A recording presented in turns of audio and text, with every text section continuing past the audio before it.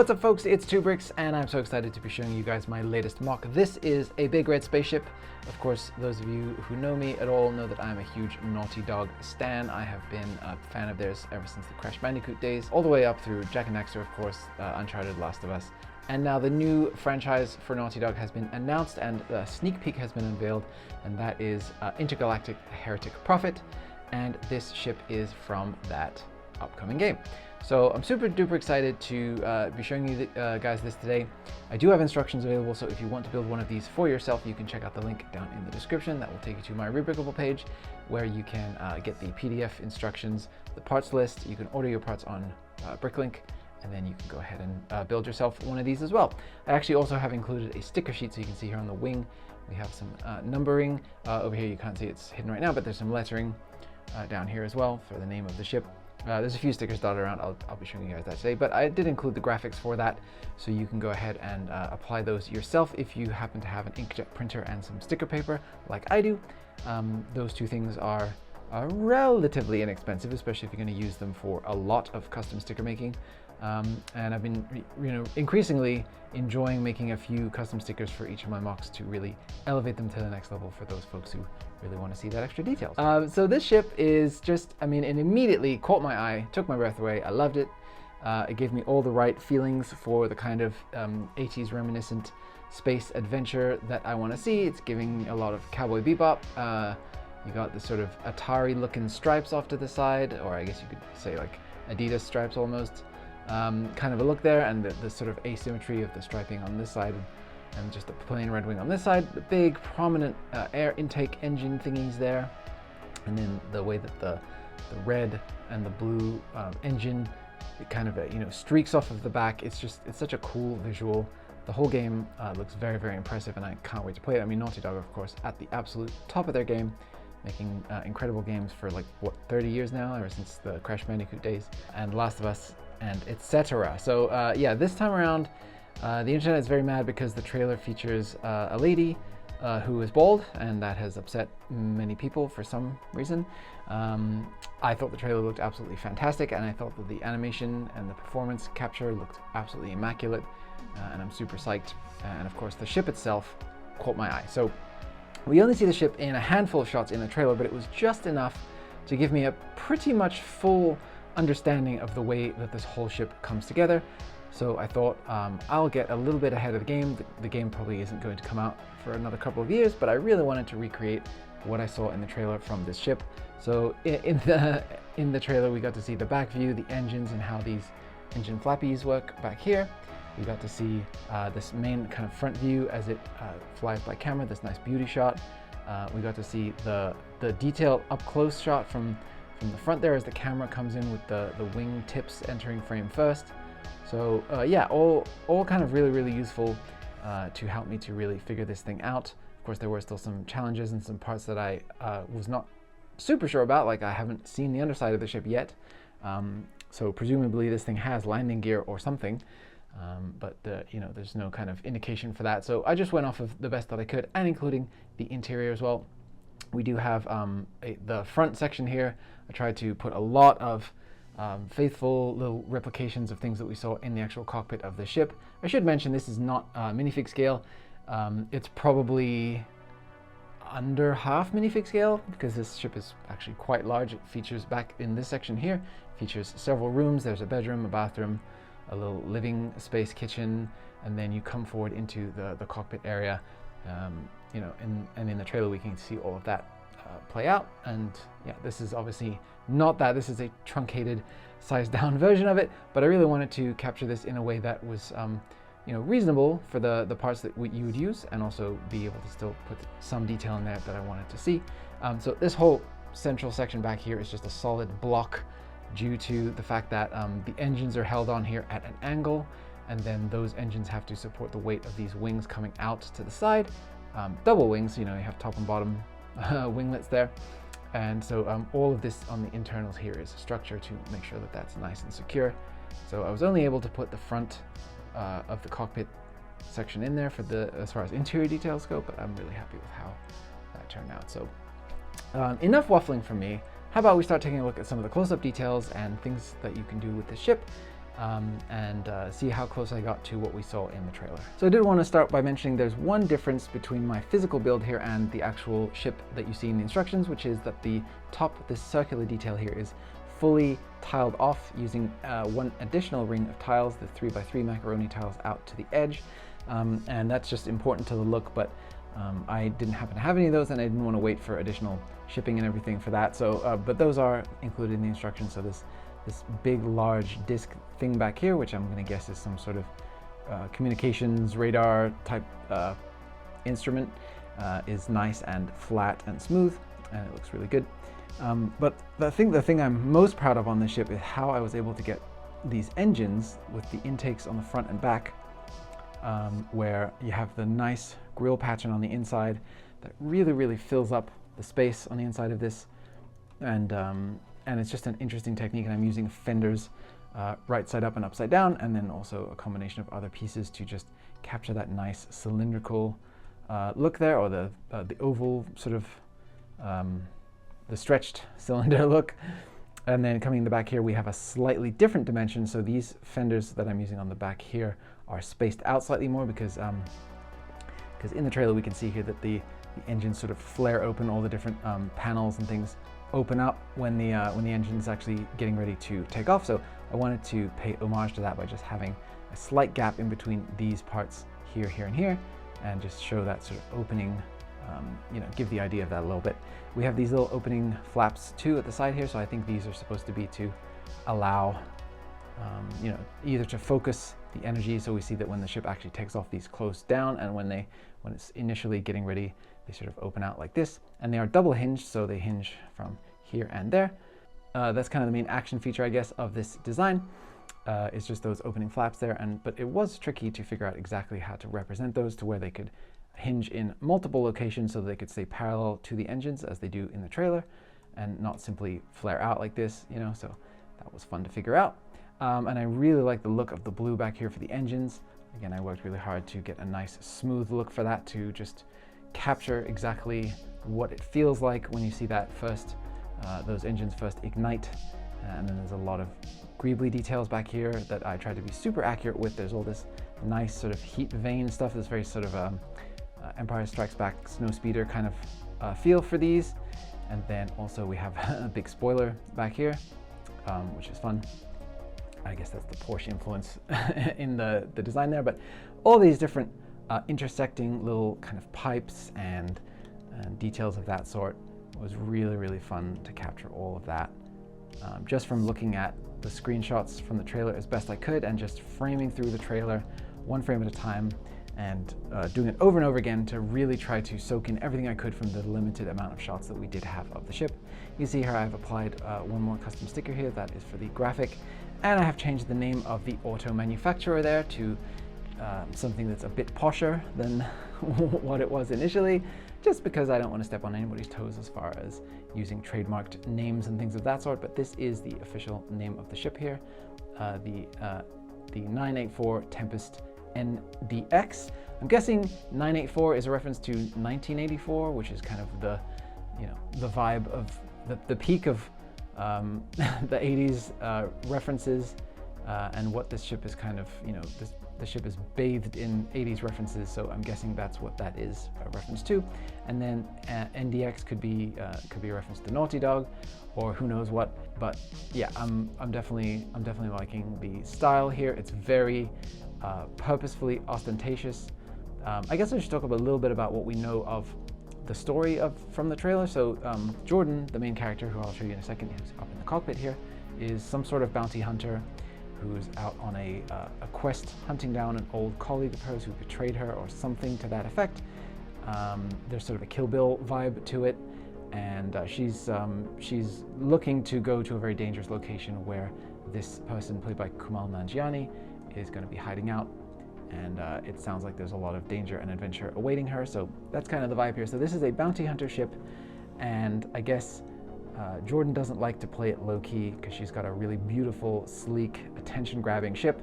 So maybe her tactic is she just likes to go in all guns blazing and show everybody what she's made of right off the bat. And I'm a big fan. I like that. I like that idea, if that is the case. And then we do have other custom stickers out here on the wing. So each of these numbers, the 984, are repeated here, and then they're individual stickers. So one goes on each brick, and I measure those out on the sticker sheet so that you can cut each of those numbers out individually. So no illegality as far as applying a sticker across multiple parts or anything like that.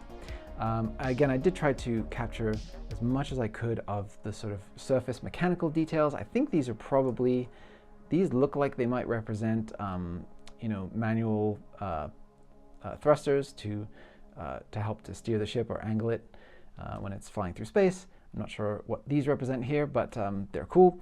And then also just getting this sort of greebly detail, and I'll show you the underside in a second here, but there's some hoses that kind of go underneath the wing, and all this kind of edge surface detail here. I just wanted to make it look greebly and Star Wars-y in that fun kind of way, where it feels like sleek but also used.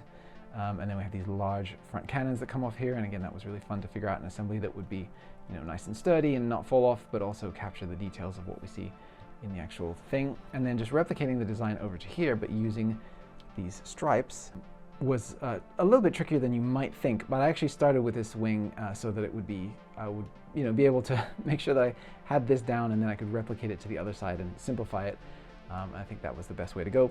And then, of course, the stripes here, the 45-degree angled large stripes that come off of the main smaller stripes was the most single trickiest part of this design to figure out. Initially, in the version that I posted to Instagram, I had a single tile for each one of these stripes placed at an angle, and it just didn't capture the look satisfactorily to my eye because A, they were too thin, right? So this is like a 3 at its prime, or I guess 2 brick wide at its thickest, and the single plate of thickness was not capturing that for me. And then so I rethought how all of that was done. I rebuilt the entire understructure of this to accommodate, to give me the surface studs needed to capture all of this stripy detail. And then I'm using the Lego's bright light yellow, and then this one piece here is in the regular standard Lego yellow. It looks really, really dark in comparison, but that's just because the whole ship relies on the bright light yellow color, and your eyes kind of adjust to that. And then all of a sudden you have this regular yellow, and it's like, damn, that really stands out. The only reason I'm using that piece is because there is no triangle tile in bright light yellow yet, but it's a single piece, and I'm pretty sure that we're going to get one of those relatively soon, in the next few years, I would say, as bright light yellow is one of the colors that we're getting more and more and more recolors of. So I'm thinking you'll be able to swap that one piece out pretty soon. It was really fun trying to figure out what might be inside of all of these areas too, like the little kind of pipes that intersect into the ship, and the little cutout sections where there's engine details that are poking through. So yeah, super fun. And again, down in here we have the little Tempest NXD sticker as well. And again, keeping with the color scheme there for the bright light yellow and the white, carrying that through into the text. We have some windows back here, which I think are act as little kind of skylights for the back section of the ship. And then up here in the front, we have a removable section, so you can actually open this cockpit window up a little bit, and then you can just wiggle this off, and this whole section comes off and gives you access to the interior. So there is Jordan sitting down there in the cockpit, ready for some action. And there is one little hidden feature in here, which is at the end of the trailer, we see Jordan bust out an an energy sword of some sort. And so I just captured that and placed it on the inside of the underside here of this roof. And so you can just tuck away that handle there, and you can place it back, and it almost just looks like a detail, that belongs to the ship. And there that is. So then let's take a look at the interior. Okay, so I'll start by removing Jordan from the pilot seat there. So you can see there, a very nice looking pilot seat with very comfy, with a headrest and everything like that. And then we have the joysticks out front. So I was trying to capture the look of the flight yokes that come down in the trailer for Jordan to pilot the ship with. And I'm actually using one that has a lot of little fun elements printed onto it, but in the instructions I just call for the regular gray unprinted version, because this one I think only came in a single Speed Champions set and it's probably harder to get a hold of. But this whole section hinges up for two reasons. One, to make it easier to get your figure down in there and push your legs down onto the seat. And then two, because we actually do see this sort of action here in the trailer where the control section comes down There's a little display up above the steering yoke there, which shows the ship, shows a graphic of the ship and the kind of overall, I guess, health and things of the different parts of the ship, you know, your standard readout. And then we have a old-looking sort of CRT monitor up here that shows a very fuzzy image of Jordan's agent, who is a mysterious eye patch wearing lady who gives her her different assignments and things, and they have a little argument about whether or not Jordan should go on this next mission. Up above here, there's a secondary screen which has the target on it right up at the front of this little lip here would be where that would be output. I thought about putting a little green sticker on that to represent the look of that, but it's I think it's just really it's not worth it. It's such a tiny detail, and it would be really hard to place that accurately on a half tile thickness sticker. So I decided to omit that, but just know that's where that is. Up here is Jordan's CD collection. So she probably has a bunch of 80s pop hits that she likes to jam out to when she's going on a dangerous mission. So that's what this represents right here. And then here in the trailer also we can see her sipping on some sort of a drink to show her agent that she really doesn't care what she has to say, and she visually demonstrates that by sucking down on some soda or whatever that is. So I represented that here by placing it in, I guess, what you can imagine as the cup holder for that. And then we have just a bunch of different control panels all around, buttons that she can press and that can light up. This is a mirror of this display right here. In the actual game, there's actually a bunch, so the feed comes through a bunch of screens all throughout the ship simultaneously, so that's one of those. And that's pretty much all that there is to that. And then this door here at the back, I did try to, it's a simulated door, it doesn't actually open, but I wanted to try to get it as close to what it looked like in the game, at least from the other side of the door. So we see Jordan enter into the cockpit this way, and so this is what the other side of that door looks like. So it's a safe bet that the other side of this door looks at least somewhat similar, right? So I decided to just base that off of that. And then the white is to show how the rest of the ship going back is much brighter, and it's got sort of an overall white, bright color scheme, and then when it's in the cockpit, everything's a lot more dark. But I didn't want everything to be completely black back here, so I just decided to add in that little bit of contrast with that. And then this will just have some additional buttons and control panels, nothing fancy really there. So taking a quick look at the underside of the ship, we have these opening winglets here that are attached to the engines. We see those again, we do see those in the trailer. So down here we have a bunch of anti-studs, which is where you can connect the stand to. The stand is actually included in the main instructions because I think it's pretty essential. You can either attach the ship on its side, banking, or you can attach it from the front, like it's sort of taking off from the ground. And so I'm just going to go ahead and place the stand back on here so you can see how that goes. And it's literally just pop it on underneath and you're all done. So there you go, nice and easy. And then as you can see here, there's a couple more little details. And like I did mention, like those little hose elements that wrap around the wing and stuff like that. I really tried to capture all of that as best as I possibly could. So there you go. And I like that the wing does have a little bit of thickness as you get towards the back. So again, I tried to capture that as well. I'm not sure exactly of the dimensions of how thick it gets, and all of that, but we'll wait to see more in the trailer and see how I did. Not that I'm intending to, amend this model or anything once we see more. The model is what it is. It's an early trailer concept version of the ship, and if it ends up changing, then oh well. And then, yeah, like I said before, just all of these little details and things were so hard to see and make out in the trailer, but luckily we did get some different lighting conditions that allowed us to see a little bit better all of this. And I think this is the main opening door, I believe, to the ship. So this looks like it hinges down. There's these sort of two hinge looking things on the bottom of this. So I'm thinking that this is the ramp that will lower down, and then Jordan will enter into the underside of the ship from here. And then I assume go up some stairs, or maybe have a room in the bottom here, and then go up to the main living quarters or living deck, which is up above. And then that leads you forward and then down once again, down some stairs that go into the cockpit area. So, so yeah, that's kind of a hint to what the layout of the ship is, from the outside. But again, like, yeah, not a lot to go off of in the trailer. And a couple of other little things I tried to capture. So we have a green warning light or signal light or something, and then a red one on that side. And then we have a couple of orange lights in here, which when we see the back shot of the ship where the engines are flaring up, we can see, I believe there's orange lights on either side of this wing here, I think. But yeah, so I really tried to get it all in there as best as I possibly could to really capture what we see. And here you can see the ship is at the much more aggressive upward angle. So I'll have to just raise the camera up. So yeah, you can see there, it's a much more aggressive upward trajectory when it's on the stand like this. And that looks great when it's on like a low shelf and you can come and stand over it and take a look. But for most other situations, I like to rotate the stand the other way and have it in the sort of banking towards us look, because that just is also reminiscent of what we see in the trailer. And then I did just want to give you guys a quick look at my Jordan figure here. So I'm using a Star-Lord torso, and then I've actually printed out a custom sticker for the back, which is the little kind of horse chest piece looking thing right there. I'm not sure what that is. Of course, I think it's probably a symbol of the old gang that Jordan belonged to, that she's now seeking revenge upon. I do have a double-sided face. Fortunately, both of these faces actually capture what we see in the trailer pretty well. Annoyed and sort of sarcastic smiley, so that's good, but it is a bummer that because she is bold, you can't really cover one of those faces up.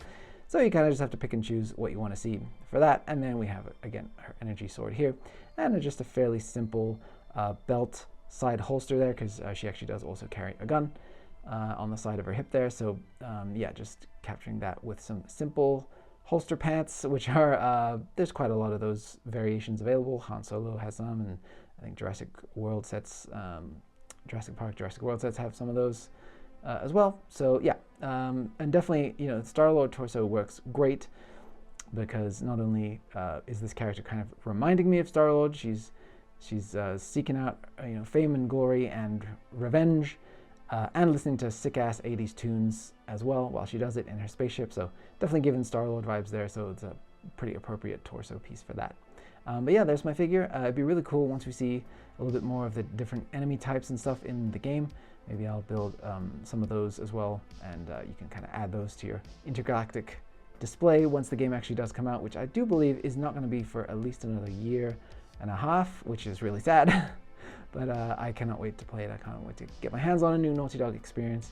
Those are absolute events for me, definitely. All right, guys, there is the ship. Let me know what you think down in the comments. Are you excited for the game? Did you watch the trailer? Do you even know what this is? I'm eager to hear all your thoughts down in the comments. But please don't leave any this is woke and I hate it comments, because I'm just going to delete them. I'm just so over reading those comments at this point. And if you're a Naughty Dog fan like I am, you can also check out my Jack and Daxter Lego idea submission.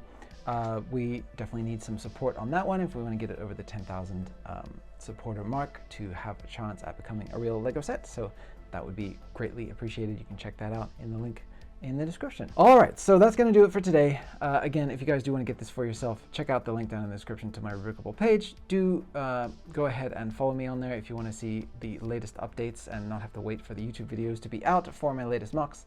I post a lot on there, and I have a great many mocks already at this point, so be sure to check those out. And that's about going to do it. So thank you guys so much for watching. Please do let me know your thoughts down in the comments. It really means a lot. Subscribe if you haven't already. Drop a like if you liked. Drop a thumbs down if you didn't. And that's going to about wrap it up. So today's patron shout out for the video is going to go to Rick Pacini.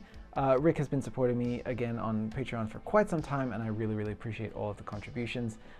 Buying Lego is an expensive endeavor, and folks on Patreon are helping me to do just that so that I can keep on building things that you want to see. So thank you very much for the support. This is your third shout out for today, Rick, so you're going to be getting your Star Wars character shout out. So today I'm going to be assigning you the character of Pooch Rikini, and Pooch was a Wookiee fisherman who lived on Kashyyyk, on his homeworld, and lived a very peaceful existence until the Empire came and enslaved everybody, and it was not a very good time. So you know what Pooch decided to do? He decided to fight back, and as you can see here from the artwork, the explanation of what comes next is pretty self-explanatory. The stormtroopers that cross his path, well, they didn't fare very well. So I hope that you enjoyed your depiction there, Rick. I do like to vary up the different aliens and characters and things that I am depicting for this series. And eventually I will be doing ships for each of these characters as well once I get through the entire list of patrons who haven't been done yet. So that's going to be super fun. And yeah, if you want to get your own Star Wars character fan art, or if you want to attend the live twice monthly hangouts, You can also get discounts on my Rebrickable page. There's all kinds of different perks in there, and of course seeing my videos ad-free. You can head on over to patreon.com/2bricks, pledge any amount that you like that seems fair to you, and again, if you don't want to support the channel monetarily, totally understand. Just go ahead and drop the video a thumbs up. It's free and it helps a great deal. So thank you guys so much for watching. I'm going to get busy on the next mock update. I think I'm going to be working on the Venator next. So super excited for that. In the meantime, I'm just going to be sitting and twiddling my thumbs waiting for 2027 to get here so I can play this game. So thank you guys so much for watching, and I'll see you on the next one.